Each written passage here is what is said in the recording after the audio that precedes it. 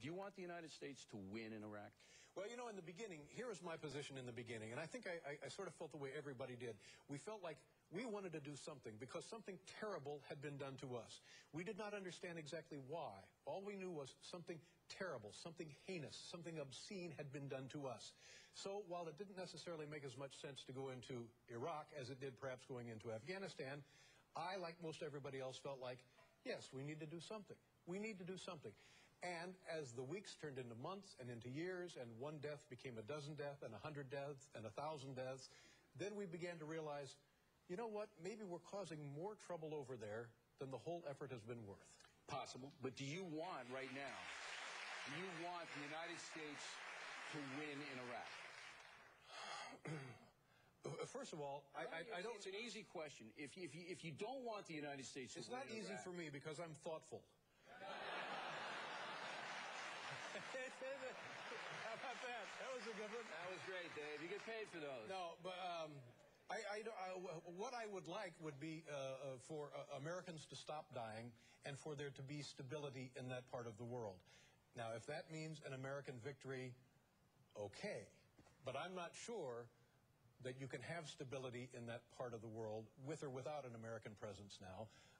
So I would do whatever it takes to stop Americans dying. Do you think that before the Iraq invasion started, there was stability in that part of the world? Do you believe that? Well, let me ask you a question. Was there more heinous, more dangerous violence taking place then in Iraq, or is there more heinous, dangerous violence taking place now in Iraq? It's pretty much a tie. Well, then how can we... Oh, stop it. Come on. Saddam Hussein slaughtered 400,000 people, all right? So knock it off. It's a situation that's fluid, but here's the deal.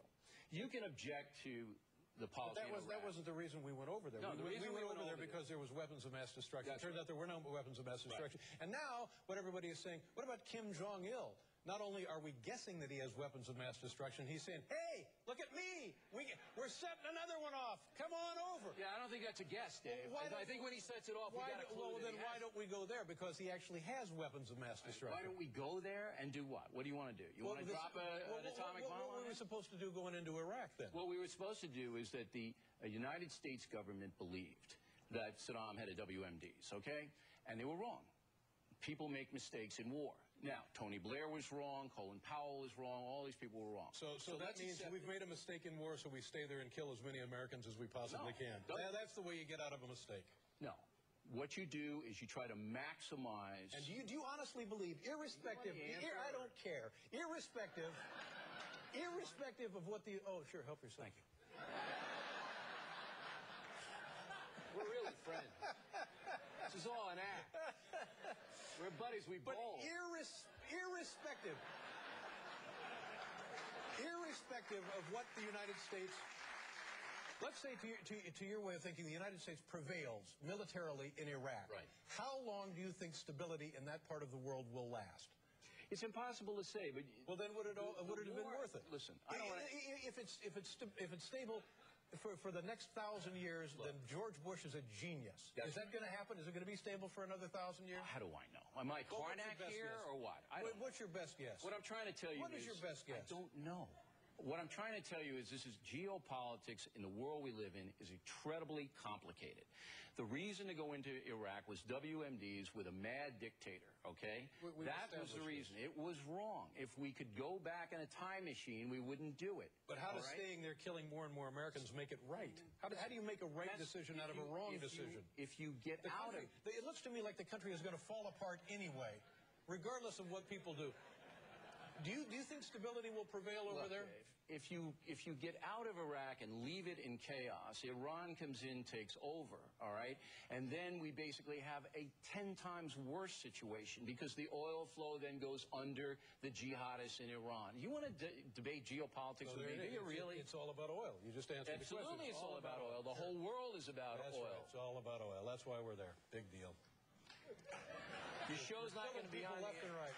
All right, look.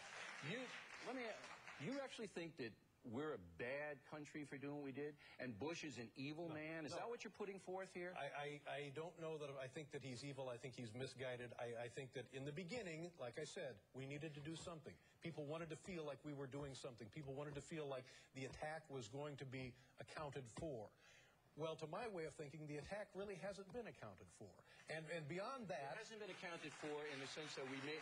Look, everybody says beyond that, terrorism now is a far more... It's white hot, where previous to the disruption in Iraq, it was a fact of life. It was a gruesome fact of life. But now it's become a damn intramural sport. Hold it. I think it was pretty white hot on 9/11 when 3,000 people were slaughtered in the streets of the city. So why, what you're doing is you're making a mistake of oversimplifying a very complicated situation. Oh, I'm oversimplifying it. Yes, you are. We made a mistake on WMDs. That is true. All right, solve the mistake. Correct the mistake. The mistake cannot be corrected. But what can happen is, and I'm praying it is happening, is that we stabilize that situation over there so that it becomes a functioning democracy. It might not happen.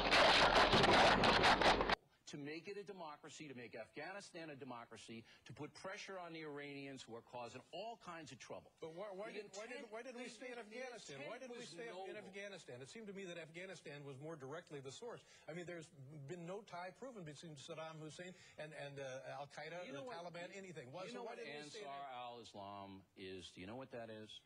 You don't. All right, and I'm not saying this in a condescending way. I'm really not, okay? I'm not going to call you a bonehead or a pinhead. All right. Ansar al-Islam was the al-Qaeda affiliate in northern Iraq that tried to poison the British water supply with ricin. They operated with Saddam Hussein's okay. Again, complicated, but it isn't so black and white, Dave. It isn't we're a bad country, Bush is an evil liar. I didn't say we were a bad country. I didn't say he was an evil liar. You're putting words in my mouth. Just the way you put artificial facts in your head. All right.